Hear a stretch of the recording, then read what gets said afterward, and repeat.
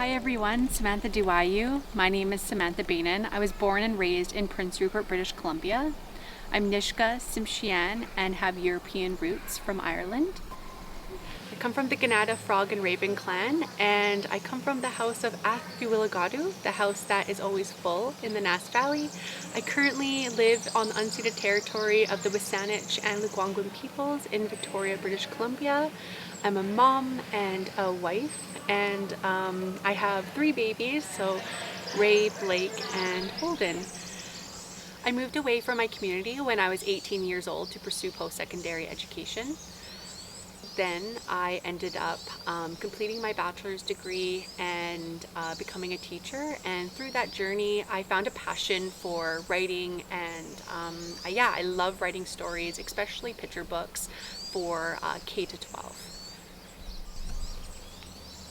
Today I'm going to talk to you about a story I recently wrote about potlatching. This story was inspired by my great-grandfather, William Beynon, who was an ethnographer, historian, and a chief in my Ts'msyen community in Loch Willam's.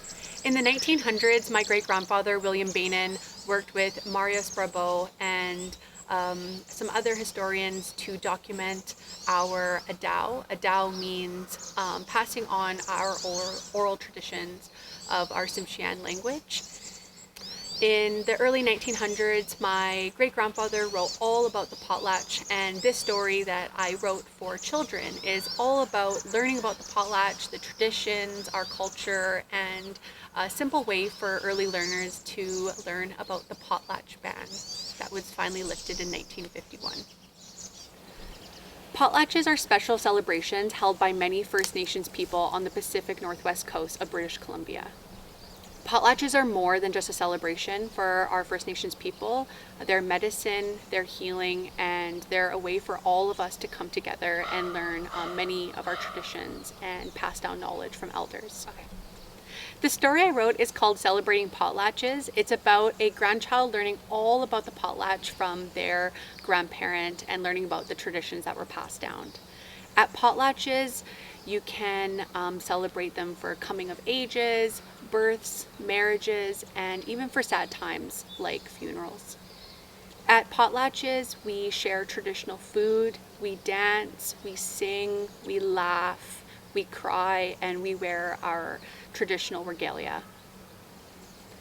At some potlatches, we get our traditional names, and in other communities, some potlatches may be called feasts, and they're just a way for all of us to come together and celebrate our traditions. During the story, the child asks the grandfather a lot of questions about the potlatch and to learn many of the passed down stories. The child asks questions like, "How long was your coming of age, Papa?" And Papa answers back that he didn't have one. In 1885, the government of Canada banned potlatches. During this potlatch ban, our First Nations people were not allowed to celebrate potlatches, or they would go to jail, they would be fined, and they lost a lot of our traditions and our passed down knowledge. During the story, the child learns that our First Nations people would practice in secret, and we would continue our important ceremonies in secret for many generations. When children read Celebrating Potlatches, they're gaining empathy. They can learn about generosity through sharing food, sharing traditions, being with family, and sharing many of the traditions passed down through their ancestors.